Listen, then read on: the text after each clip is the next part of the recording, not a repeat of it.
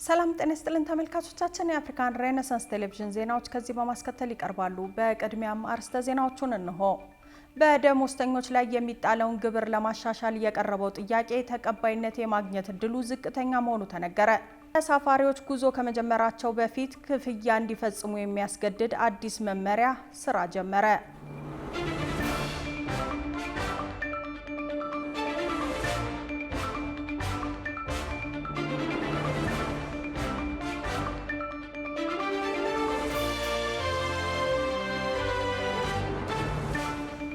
ተመልካቾቻችን በያላችሁበት የዓለም ጥግ ሰላምታችን ይድረስ። ይህ የአፍሪካን ሬኔሳንስ ቴሌቪዥን የዜና ሰዓት ነው። የተመራረጡ ዜናዎቻችንን ወደ እናንተ እናደርሳለን። አብራችሁ እንድትሆኑ የምጋብዛችሁ ሜሮን ዋለልኝ ነኝ። ቅድሚያ ወዳደረግነው ዜና ስናልፍ በደሞዝተኞች ላይ የሚጣለውን ግብር ለማሻሻል የቀረበው ጥያቄ ተቀባይነት የማግኘት እድሉ ዝቅተኛ መሆኑ ተነገረ። ኢትዮጵያ ደሞዝተኞች ላይ ከፍተኛ ታክስ ከሚጥሉ የአፍሪካ ሀገራት መካከል እንደሆነችም ተገልጿል። ሩሃ ግርማ ተጨማሪ አላት።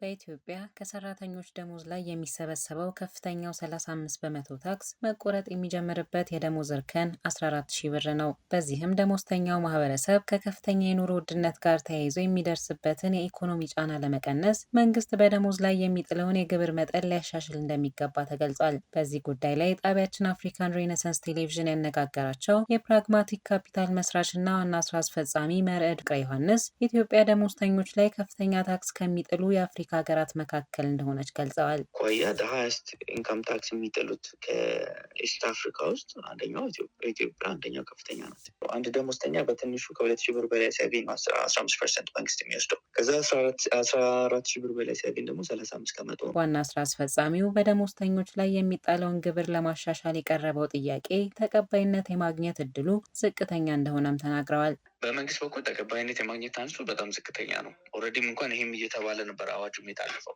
ኦልሬዲም የኢትዮጵያ ሰራተኞች ማህበርን ቼክ አድርጊያቸው እነሱ ከ150,000 ብር በላይ የሆኑ እንኳን ከ8,000 እና ከ150,000 ብር በላይ ብለው እንኳን ፕሮፖዝ አድርገው መንግስት አይሆንም ያለ። የእኛ አርጊመንት ደግሞ መንግስት ያንን ከቀነሰ ዞሮ ሰው ስፔንድ ነው የሚያደርገው። ኢኮኖሚ ውስጥ ሰው ስፔንድ ሲያደርገው ደግሞ መንግስት ተመልሶ በታክስ ያገኘዋል በተዘዋዋሪ መንገድ።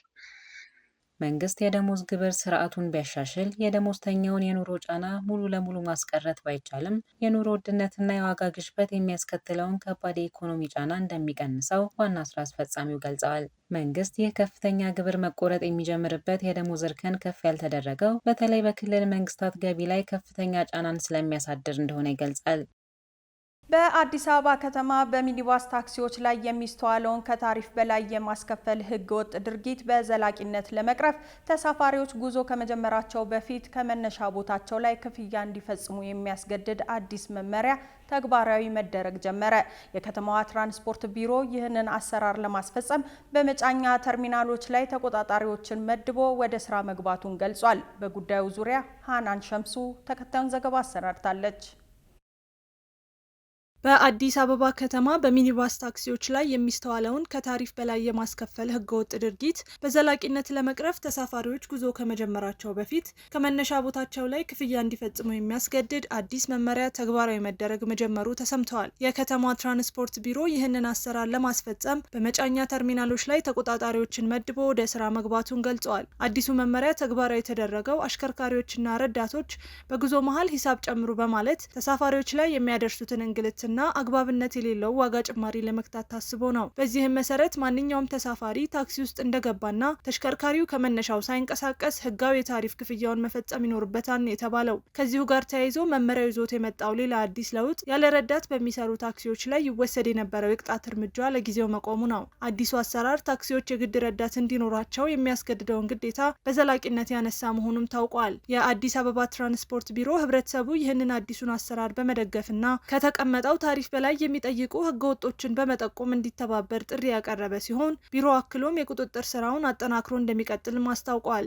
ይሁን እንጂ አዲሱ አሰራር በተርሚናሎች ላይ መተግበር ቢጀምርም አሁንም አንዳንድ አሽከርካሪዎች ከመነሻው ርቀው መንገድ ላይ ከወጡ በኋላ ተጨማሪ ታሪፍ የመጠየቅ አዝማሚያዎችን እያሳዩ መሆኑ ተገልጿል። በዚህ ቅሬታ ጉዳይ ላይ የከተማዋን የትራንስፖርት ቢሮ ኃላፊዎች አግኝተን ምላሻቸውን ለማካተት ያደረግነው ተደጋጋሚ ጥረት ቀጠሮ ከሰጡ በኋላ ባሉበት ሰዓት ስልክ ለማንሳት ፍቃደኛ አለመሆናቸውን ተከትሎ ለጊዜው አልተሳካም።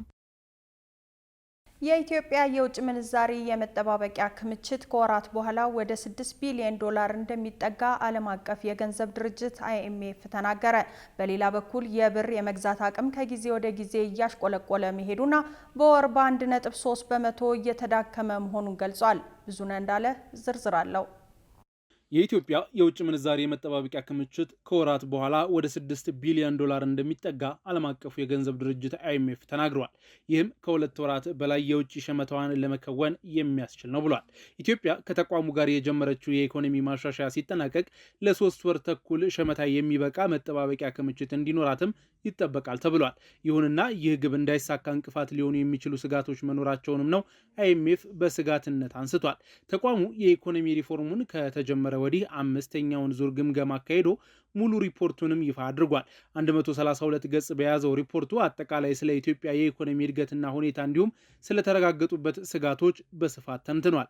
እስካሁን ጠንካራ የማክሮ ኢኮኖሚ አፈጻጸም መኖሩንና የኢራን ጦርነት ግን እንቅፋት መፍጠሩን አንስቷል። ጦርነቱ እያሳደረ ያለውን ተጽዕኖ ለመቋቋም ያስችል ዘንድ ለወደፊቱ ከሚለቀቀው ብድር የሚታሰብ 200 ሚሊዮን ዶላር ተክሎበት በ5ኛው ዙር የIMF የተራዘመ ብድር 464 ቢሊዮን ዶላር እንዲለቀቅ ማጽደቁን IMF በሪፖርቱ ተናግሯል።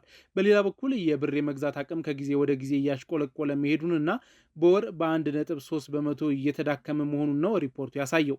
ነገር ግን የብሔራዊ ባንክ የውጭ ምንዛሪ የመጠባበቂያ ክምችቷ እያደገ ነው ተብሏል።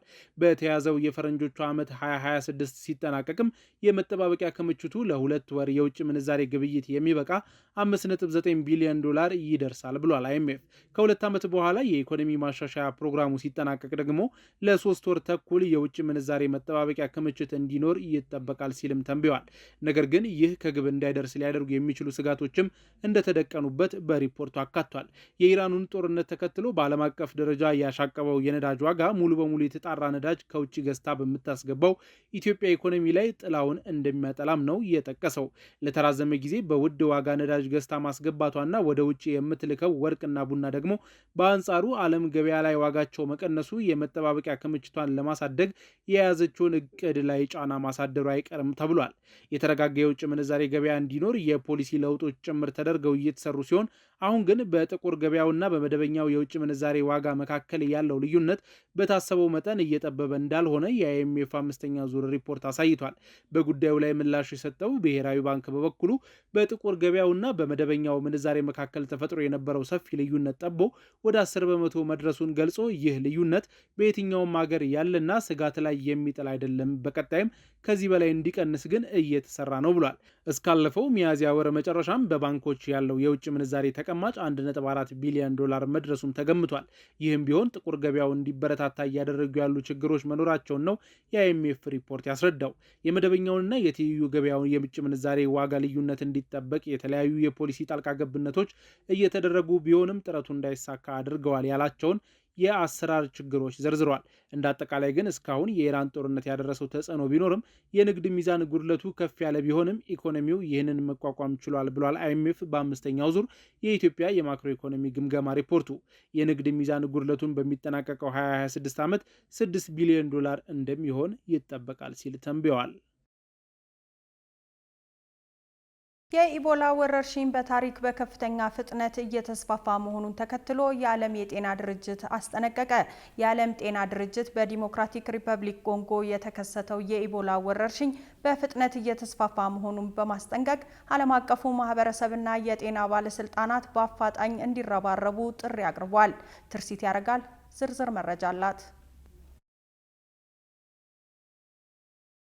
ይህ እሳት ነው ሲል የዓለም የጤና ድርጅት በኮንጎ እየተስፋፋ ስላለው የኢቦላ ወረርሽኝ አስጠንቅቋል። ድርጅቱ በሽታው በፍጥነት የተስፋፋ እንደሆነና ከ2000 በላይ ሰዎች መያዛቸውን ገልጿል። የዓለም የጤና ድርጅት በዲሞክራቲክ ሪፐብሊክ ኮንጎ የተከሰተው የኢቦላ ወረርሽኝ በፍጥነት የተስፋፋ መሆኑን በማስጠንቀቅ ዓለም አቀፍ ማህበረሰቡና የጤና ባለስልጣናት በአፋጣኝ እንዲረባረቡ ጥሪ አቅርቧል። ኢቦላ ከፍተኛ የሞት አደጋ የሚያስከትል የቫይረስ በሽታ ሲሆን በመጀመሪያ ጊዜ እንደ አውሮፓውያኑ አቆጣጠር በ1976 በዛሬዋ ዲሞክራቲክ ሪፐብሊክ ኮንጎ በቀድሞ ስሟ ዛይርና በሱዳን ተለይቶ የሚገኝ ሲሆን ስያሜውንም ያገኘው በኮንጎ ከሚገኘው የኢቦላ ወንዝ ነው። ዲሞክራቲክ ሪፐብሊክ ኮንጎ በተደጋጋሚ የኢቦላ ወረርሽኝ ከሚከሰትባቸው ሀገራት መካከል አንዷ ስትሆን የአሁኑ የቡንዲቡዩ ዝርያ ወረርሽኝ በፍጥነት የተስፋፋ መሆኑንና ለዚህ ዝርያ የተፈቀደ ክትባት ወይም ልዩ ሕክምና አለመኖሩ የዓለም የጤና ባለሙያዎችን ከፍተኛ ስጋት ውስጥ አስገብቷል። በዚህም ምክንያት የዓለም የጤና ድርጅትና አጋር ድርጅቶች ወረርሽኙ ወደ ሌሎች አካባቢዎችና ሀገራት እንዳይዛመት የክትትል፣ የሕክምና፣ የማህበረሰብ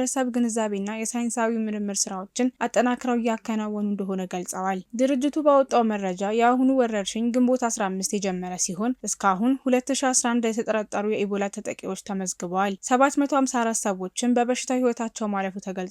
ይህ ወረርሽኝ በታሪክ ከተመዘገቡ ትልልቅና በፍጥነት የተስፋፉ የኢቦላ ወረርሽኞች መካከል ሶስተኛው መሆኑን የሕክምና ድርጅቶች ገልጸዋል። የዓለም የጤና ድርጅት በተጨማሪም ከአዳዲስ የበሽታ ተጠቂዎች አብዛኞቹ የተያዙት ምንጫቸው ባልታወቀ የሰው ለሰው ንክኪ መሆኑን ጠቅሶ ይህም ቫይረሱ በማህበረሰብ ውስጥ በስፋት የተዘዋወረ መሆኑን እንደሚያሳይ ገልጸዋል። ድርጅቱ ይፋ የደረገው የሟቾች ቁጥር ከእውነተኛ ሁኔታ ከ2 እስከ 4 እጥፍ ሊያንስ እንደሚችልም አስጠንቅቋል። ወረርሽኙ በተለይ በኢቱሪ ግዛት በከፍተኛ ሁኔታ የተስፋፋ ሲሆን በቡኒያ ጄኔራል ሆስፒታል የሚሰሩ የጤና ባለሙያዎች ደሞዛቸው ለወራት ባለመከፈሉና የስራ ሁኔታቸው አስቸጋሪ በመሆኑ አድማ መጀመራቸው ተገልጿል። አድማው የሆስፒታሉን አገልግሎት በእጅጉ እያስተጓጎለ ሲሆን በሌሎች አካባቢ ሆስፒታሎችም ተመሳሳይ ተቃውሞዎች መከሰታቸው ተነግሯል። ድንበር የለሽ ሐኪሞች በበኩላቸው የአሁኑ ወረርሽኝ በፍጥነት የተስፋፋ ካሉ እና በታሪክ ከተመዘገቡ ትልልቅ የኢቦላ ወረርሽኞች መካከል አንዱ መሆኑን ገልጸዋል። በዚህ ወረርሽኝ የተሰራጨው የቡንዲቡዩ ዝርያ የኢቦላ ቫይረስ ሲሆን ለዚህ ዝርያ እስካሁን የተፈቀደ ክትባት ወይም ሕክምና የለም። ይሁን እንጂ የዓለም የጤና ድርጅት ዋና ዳይሬክተር ዶክተር ቴድሮስ አድሃኖም ለቫይረሱ የተጋለጡ ሰዎች ጥበቃ ሊሰጥ የሚችል ጸረ ቫይረስ መድኃኒት ክሊኒካል ሙከራ መጀመሩን አስታውቀዋል።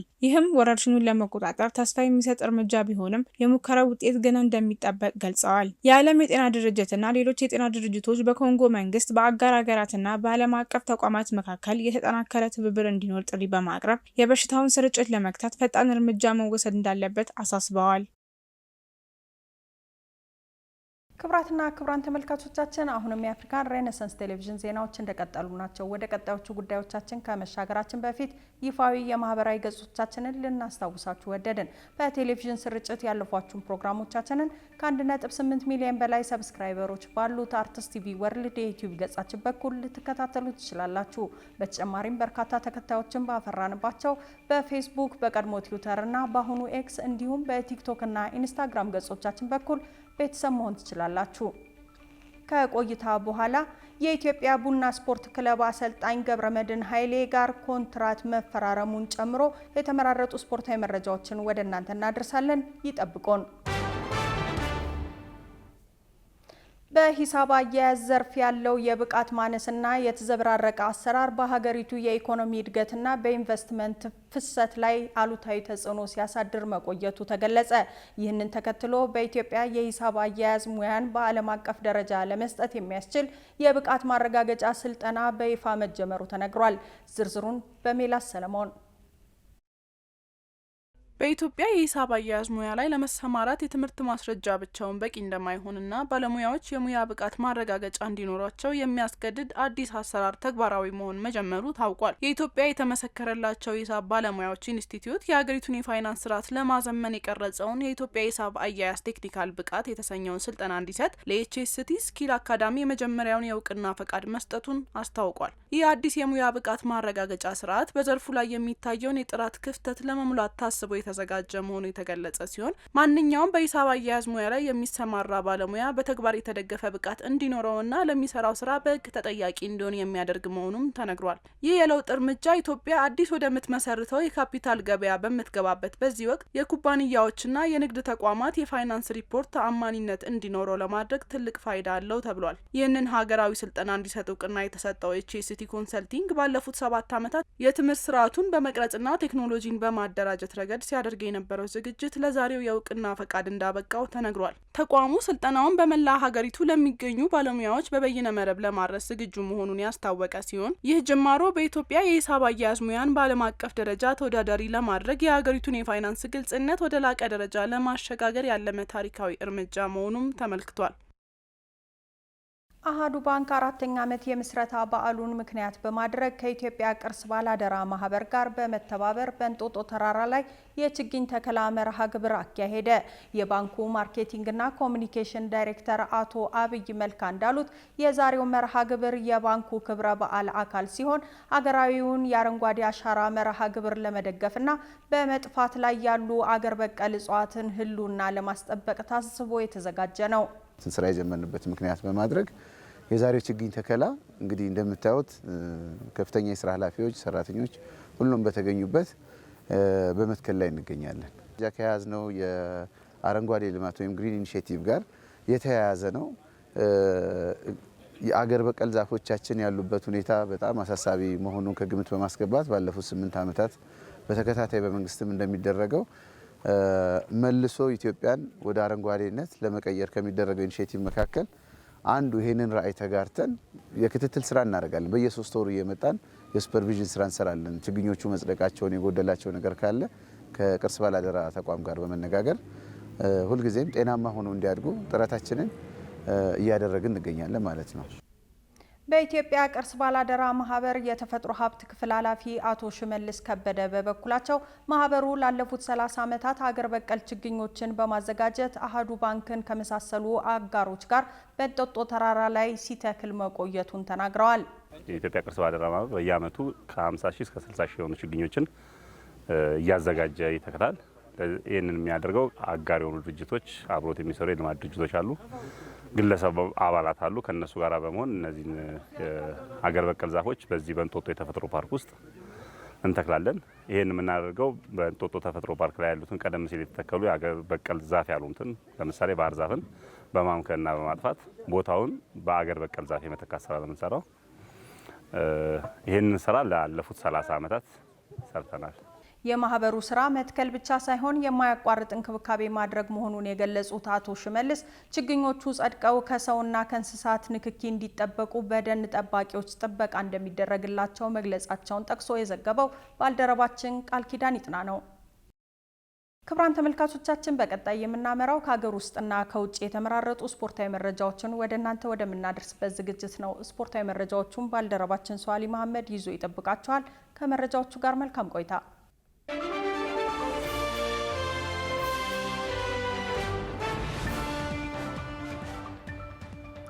አመሰግናለሁ ሜሮን። ክቡራን ተመልካቾች መረጃዎቻችንን ከሀገር ውስጥ እናስቀድማለን።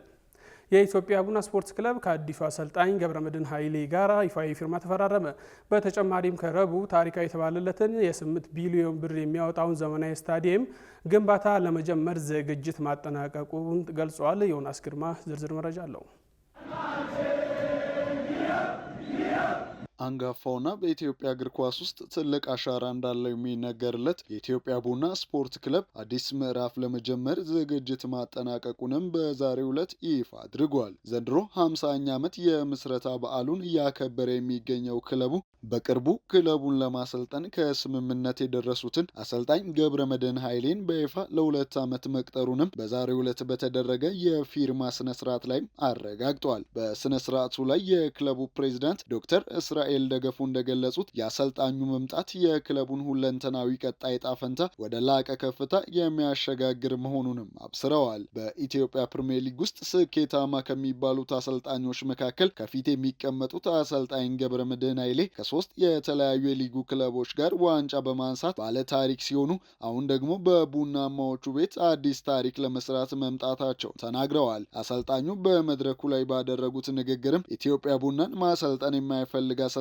የለም፣ ወደ ኢትዮጵያ ቡና የመጣሁት ታሪክ ለመጻፍ ነው፣ ክለቡን ሻምፒዮን የማድረግ ኃላፊነት አለብኝ በማለትም ሀሳባቸውን ገልጸዋል። አሰልጣኙ አክለውም ቡድናቸው ከ20 ቀናት በኋላ ዝግጅት እንደሚጀምርም ጠቁመዋል። በአሁኑ ወቅት ውል ያላቸው 8 ተጫዋቾች ብቻ መሆናቸውን የገለጹት አሰልጣኝ ገብረመድህን ልምድና አቅም ያላቸው ተጫዋቾችን በማስፈረም መሻሻል ከሚችሉ ወጣት ተጫዋቾች ጋር በማቀናጀት ጠንካራ ቡድን እንደሚገነቡም ከወዲሁ ቃል ገብተዋል። ነገር ግን ለዚህ ስኬት ወትሮም ከክለቡ ጎን የማይጠፉትንና 12 ቁጥር ለባሾችን የቡና ደጋፊዎች አሁንም ድጋፋቸውን አጠናክረው እንዲቀጥሉም ጥሪ አቅርበዋል። በሌላ በኩል ስለ ክለቡ የፋይናንስ አቅም የተናገሩት የክለቡ ፕሬዚደንት ዶክተር እስራኤል ደገፉ የኢትዮጵያ ቡናን የፋይናንስ አቅም በተመለከተ በማህበራዊ ሚዲያ የሚናፈሰውን አሉባልታም አስተባብለው ክለቡ ከየትኛውም ክለብ የማይተናነስ ሀብት እንዳለውም ገልጸዋል። በተጨማሪም ክለቡ ተረጂ ሳይሆን ረጂ መሆን የሚያስችለውን ጥናት ማጠናቀቁንና በቅርቡም በ8 ቢሊዮን ብር ወጪ ዘመናዊ ስታዲየም ለመገንባት የዲዛይን ስራውን ማጠናቀቁንም ፕሬዚዳንቱ ይፋ አድርገዋል። ፕሬዚዳንቱ በንግግራቸው ክለቡን ይበልጥ ስኬታማ ለማድረግ የቤት ስራችንን ስንሰራ ቆይተናል። እንደ መጀመሪያም ለክለቡ የስታዲየም ዲዛይን ስራ ጨርሰናል። 8 ቢሊዮን ብር ይፈጃል። በቀጣይ እሱን የማስጀመር ስራውን እንሰራለን። ኢትዮጵያ ቡና እንደሚባለው ድሃ አይደለም፣ ከሌሎች ክለቦች የተሻለ ሀብትም መገልገያም አለው በማለትም ንግግራቸውን ቋጭተዋል። ከ16 ዓመታት በኋላ ዳግም ወደ ኢትዮጵያ ቡና የተመለሱት የስኬታማው አሰልጣኝ ገብረመድህን ኃይሌ ቅጥር በደጋፊው ዘንድ ከፍተኛ ተስፋን ጥሏል የተባለ ሲሆን አሰልጣኙም በመቀለ ሰብዓ እንደርታ፣ ጅማ አባጅፋርና ኢትዮጵያ መድህን ያጣጣመውን የሊጉን ዋንጫ በኢትዮጵያ ቡና ቤትም ለመድገም በትኩረት እንደሚሰራም ተገልጿል። ለመጨረሻ ጊዜ የሊጉን ዋንጫ በአሰልጣኝ ውበቱ አባተ መሪነት ከ15 ዓመታት በፊት ያሳካው ኢትዮጵያ ቡና በቀጣዩ ውድድር ዓመትስ ወደ ዋንጫው ክብር ይመለሳል የሚለው የሚጠበቅ ይሆናል። የ2026 የፊፋ ዓለም ዋንጫ የግማሽ ፍጻሜ ጨዋታዎችን በከፍተኛ ፉክክር አጠናቆ በኒውዮርክ የፍጻሜ ጨዋታውን ለማድረግ ቀናቶችን እየጠበቀ ነው። የፍጻሜ ተፋላሚ የሆነችው የስፔን ብሔራዊ ቡድን ከ2010 የዓለም ዋንጫ ጉዞ ታሪክ ጋር የዘንድሮ መመሳሰሉ አነጋጋሪ ሆኗል። ጌታሁን አበበ ዝርዝር አለው። በአታላንታ ስታዲየም የተካሄደው የ2026 የፊፋ ዓለም ዋንጫ ግማሽ ፍጻሜ ጨዋታ በእግር ኳስ ታሪክ ውስጥ አስገራሚና ድራማዊ ከሆኑ ፍልሚያዎች አንዱ ሆኖ ተመዝግቧል። ተጠባቂው የእንግሊዝና የአርጀንቲና ጨዋታ በታሪካዊ ባላንጣነት፣ በታክቲክ ጦርነትና በመጨረሻዎቹ ደቂቃዎች አስደናቂ ክስተቶች ታጅቦ በዕለቱ በነበረው ከፍተኛ ውጥረት ተጠናቋል። የወቅቱ የዓለም ሻምፒዮን አርጀንቲና 1-0 እየተመራችበት የነበረውን ጨዋታ በመጨረሻዎቹ 7 ደቂቃዎች ውስጥ ወደ 2-1 በመለወጥ ለተከታታይ ሁለተኛ ጊዜ ለዓለም ዋንጫ ፍጻሜ ማለፏን አረጋግጣለች። ይህ ጨዋታ ከተራ የስፖርት ፉክክር ባለፈ በሁለቱ ሀገራት መካከል ያለውን የቆየ የታሪክ ጠባሳና ፍጥጫ ዳግም የቀሰቀሰ ነበር። እንደ አውሮፓውያን አቆጣጠር በ1982 የተካሄደው የፎክላንድ ደሴቶች ጦርነት ትዝታና ዲፕሎማሲያዊ ፍጥጫ እንዲሁም ዲያጎ ማራዶና በ1986 የዓለም ዋንጫ ላይ ያስቆጠራት ታሪካዊቷ የፈጣሪ እጅ ጎል ያመጣቸው ቁስል በጨዋታው ላይ በግልጽ ይስተዋሉ ነበር። በስታዲየሙ የታደሙት የአርጀንቲና ደጋፊዎች በደሴቶቹ ምስል ያጌጡ ባንዲራዎችን ይዘው የተገኙ ሲሆን ጨዋታው ከተጠናቀቀ በኋላም የአርጀንቲና ብሔራዊ ቡድን ተጫዋቾች ማልቪናስ የአርጀንቲና ናቸው የሚል የፖለቲካ ይዘት ያለው ባነር በስታዲየም ውስጥ ይዘው በመዞር በድላቸው ደስታቸውን ገልጸዋል። ይህም ጨዋታው ከእግር ኳስ ሜዳ በዘለለ ምን ያህል ስሜታዊ እንደነበር ትልቅ ማሳያ ሆኗል። የመጀመሪያው አጋማሽ በከፍተኛ ፍጥነትና አካላዊ ፍጥጫ የታጀበ ቢሆንም ያለ ጎል ሲጠናቀቅ ከእረፍት መልስ በ55ኛው ደቂቃ ላይ እንግሊዞች መሪ መሆን የቻሉበትን ጎል አንቶኒ ጎርደን አስቆጥሮ እንግሊዝን ከ60 ዓመታት በኋላ ለመጀመሪያ ጊዜ ወደ ዓለም ዋንጫ ፍጻሜ ለመድረስ የተቃረበች አስመስሏት ነበር። ነገር ግን የእንግሊዙ አሰልጣኝ ቶማስ ቱሄል የ1-0 መሪነታቸውን ለማስጠበቅ በሚል ያደረጉት የተጫዋች ቅያሪ በተለይ አርጀንቲናዎች ሙሉ በሙሉ ጨዋታውን እንዲቆጣጠሩ ትልቅ እድል ሰጥቷቸዋል። አርጀንቲና በውድ ልጇ ሊዮኔል አንድሬስ ሜሲ ምትሃት በመታገዝ በ7 ደቂቃ ውስጥ 2 ጎል በማስቆጠር በተከታታይ ለፍጻሜ መድረሷን ስታረጋግጥ፣ እንግሊዝ በበኩሏ በመጨረሻዎቹ ደቂቃዎች ባሳየችው የመከላከል ድክመት ከውድድሩ በሚያሳዝን ሁኔታ ተሰናብታለች። በአሜሪካ ምድር እየተካሄደ ያለው የ2026 የዓለም ዋንጫ ወደ ታላቁ ፍጻሜ ሲያመራ የእግር ኳሱን ዓለም በድንቅ ግጥምጥሞችና ባልተጠበቁ አስደናቂ ታሪኮች ተሞልቶ ስፔንና አርጀንቲና ለዋንጫው ፍልሚያ ቀጠሮ ይዘዋል። በተለይም በስፔን ብሔራዊ ቡድን የ2026 የፍጻሜው ጉዞ የብዙዎችን ቀልብ የሳበው ከ16 ዓመታት በፊት ከነበረው ብቸኛ የዓለም ዋንጫ ድላቸው ጋር ባለው አስገራሚ መመሳሰል ነው። በ2010 ዓለም ዋንጫ ስፔን የመጀመሪያውን የምድብ ጨዋታ በስዊዘርላንድ 1-0 በሆነ ጠባብ ውጤት ተሸንፋ ነበር። በወቅቱ ብዙዎች ተስፋ ቆርጠውባቸው ሳለ ድንቅ መነሳሳትን በማሳየት እስከ ፍጻሜው ተጉዘው ዋንጫውን በታሪካቸው ለመጀመሪያ ጊዜ ከፍ ማድረግ ችለዋል። በ2026ቱም ጉዟቸው ላይ ቡድኑ ያሳየው የአሸናፊነት ስነልቦናና አስቸጋሪ ፈተናዎችን አልፎ ለፍጻሜ መብቃት ያንን የደቡብ አፍሪካውን የታሪክ አሻራ በጉልህ ያስታወሰ ሲሆን በተለይ በመጀመሪያው ጨዋታ ከኬፕ ቨርዴ አቻ መለያየቷ ትችት እንድታስተናግድ ዳርጓትም ነበር። በ2010 ስፔን ታሪክ ስትሰራ የቡድኑ የጀርባ አጥንት ዣቪ ሄርናንዴዝ፣ ኢኔሽታ፣ ሰርጂዮ ቡስኬትና ካርሎስ ፒዮሊን የመሳሰሉ 8 የባርሴሎና ከዋክብቶች የተገነባ ነበር። በተመሳሳይ በ2026 የዓለም ዋንጫ 8 የባርሴሎና ተጫዋቾች በስፔን ብሔራዊ ቡድን ውስጥ የሚገኙ ሲሆን በተለይ ወጣቱ ኮከብ ላሚን ያማል፣ ፔድሪ፣ ፓኦ ኮባርሲና ፌራን ቶሬስን የመሳሰሉ ከዋክብቶችን አሰልፋለች። በሌላ በኩል የስፔን ወደ ፍጻሜ መጓዝ ከጎረቤታቸው ፖርቱጋልና ከታላቁ ኮከብ ክርስቲያኖ ሮናልዶ ስንብት ጋር በቀጥታ የተያያዘ ሌላ ታሪካዊ ክስተት አለው። በ2010 ዓለም ዋንጫ ፖርቱጋል በሩብ ፍጻሜው በስፔን 1-0 ተሸንፋ ከውድድር ስትሰናበት የሮናልዶ የዋንጫ ህልም በወቅቱ ጠንካራ በነበረችው የስፔን ብሔራዊ ቡድን ተሸንፎ ከመድረኩ መሰናበቱ ይታወሳል። በተመሳሳይ በ2026 የዓለም ዋንጫም ፖርቱጋል ካላት እጅግ አስፈሪ ስብስብ ጋር ብቅ ብትልም የክርስቲያኖ ሮናልዶ የመጨረሻው የዓለም ዋንጫ ጉዞ በሽንፈት እንዲደመደም ያደረገው ስፔን 1-0 በሆነ ውጤት ተሸንፎ ነው። ስፔን ለፍጻሜ ስትበቃ ሮናልዶና ፖርቱጋል ግን በሀዘን ወደ ሀገራቸው ሲመለሱ ይህም የሮናልዶን የዓለም ዋንጫ የመጨረሻ ስንብት ልክ እንደ 2010 ሁሉ የስፔን ጥላ ያጠላበት እንዲሆን አድርጎታል። ስፔን ይህንን አስደናቂ ታሪካዊ ግጥምጥሞች ይዛ ከ2010 የዓለም ዋንጫ በኋላ በመድረኩ ሻምፒዮን ትሆናለች የሚለው ተጠባቂ ሆኗል። በሌላ በኩል በግማሽ ፍጻሜው የተደረገው የስፔንና የፈረንሳይ ጨዋታ ለፈረንሳውያን እጅግ አሳፋሪና አስከፊ ታሪክ ጥሎ ያለፈ ሳይሆን እንዳልቀረ እየተነገረ ይገኛል። ፈረንሳይ በኮከቧ ክሊያን ምባፔ እየተመራች ለግማሽ ፍጻሜ ብትደርስም በጨዋታው ላይ ያሳየችው አቋም ግን ለአውሮፓውያን ሀያል ቡድን የማይመጥንና እጅግ አሰልች እንደነበር ብዙዎች ይገልጻሉ። ቡድኑ ምንም አይነት የፈጠራ ብቃት ሳይኖረው በመከላከል ላይ ብቻ ተመስርቶና በተጫዋቾች መካከል ግልጽ የሆነ የስብስብ አለመናበብ የታየበትም ሆኖ አልፏል። ስፔን ከመጀመሪያው ደቂቃ ጀምሮ ጨዋታውን ሙሉ በሙሉ ተቆጣጥረው የነበረ ሲሆን የፈረንሳይ ተከላካዮች በስፔን ጫና ግራ ተጋብተው አምሽተዋል። ፈረንሳይ በግብ ሙከራዎች ረገድ እጅግ ደካማ የነበረች ሲሆን አማካኞቿ ኳስን ከግማሽ ሜዳ ማሻገር ተስኗቸው ታይተዋል። ጨዋታው ሲጠናቀቅም ፈረንሳይ ያሳየችው አሰልቺ የመከላከል ስልትና ፍላጎት አልባ ጨዋወት በዓለም ዙሪያ ባሉ የስፖርት ተንታኞች ዘንድ የፈረንሳይ እግር ኳስ አስቀያሚ ምሽት በሚል ተችተውታል። የ2026 ዓለም ዋንጫ ፍጻሜውን ሲያገኝ የ3 ጊዜ ሻምፒዮን አርጀንቲና ከስፔን የፊታችን እሁድ በኒውዮርክ ኒው ጀርሲ ስታዲየም የሚጫወቱ ይሆናል። ተመልካቾች ከዓለም ዋንጫ ጉዳያችን ሳንወጣ ትናንት አርጀንቲና እንግሊዝን አሸንፋ ለሁለተኛ ተከታታይ ዓመት ለፍጻሜ መድረሷን ተከትሎ በተለያዩ ሀገራት የሚገኙ ደጋፊዎቿ ደስታቸውን ሲያከብሩ የሚያሳይ ቪዲዮ ተከታትለን እንመለስ።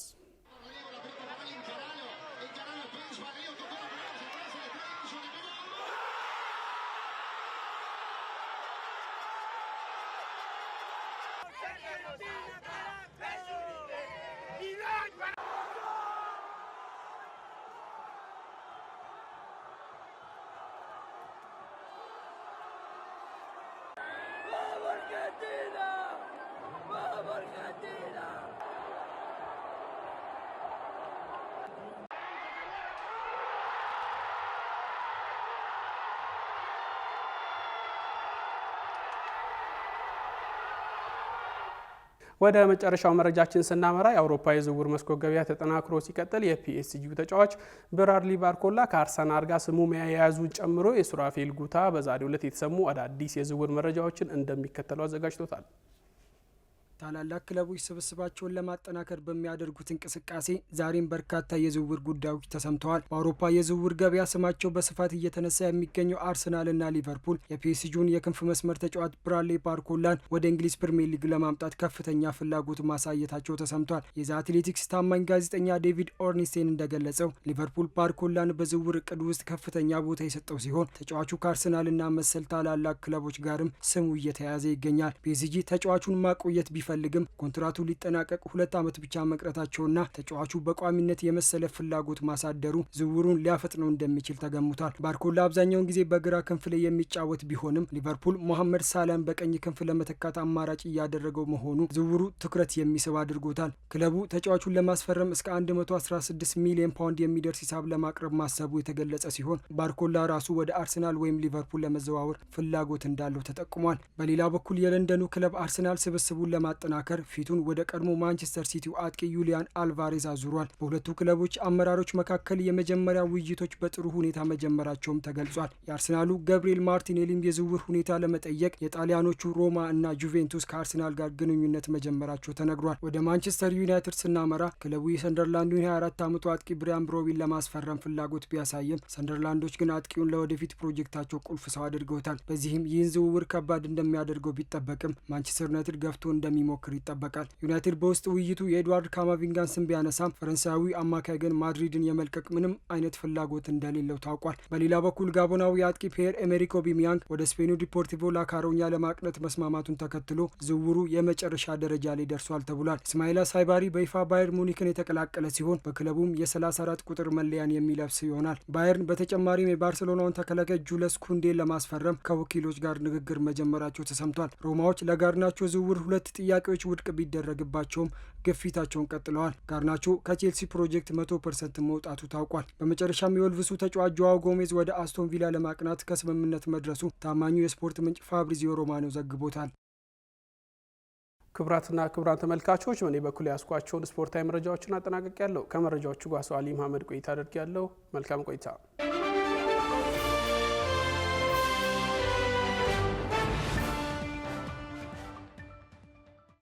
ውድ ተመልካቾቻችን የአፍሪካን ሬኔሳንስ ቴሌቪዥን የሰዓቱ ዜናዎች የተከታተላችሁትን ይመስሉ ነበር። ስለሰጣችሁን ጊዜ ከልብ እያመሰገንን ከዜናዎቹ ጋር ሜሮን ዋልልኝ ቆይታ አድርጊያለሁ። ከቀሪ የጣቢያችን ዝግጅቶች ጋር መልካም ጊዜን ተመኘው።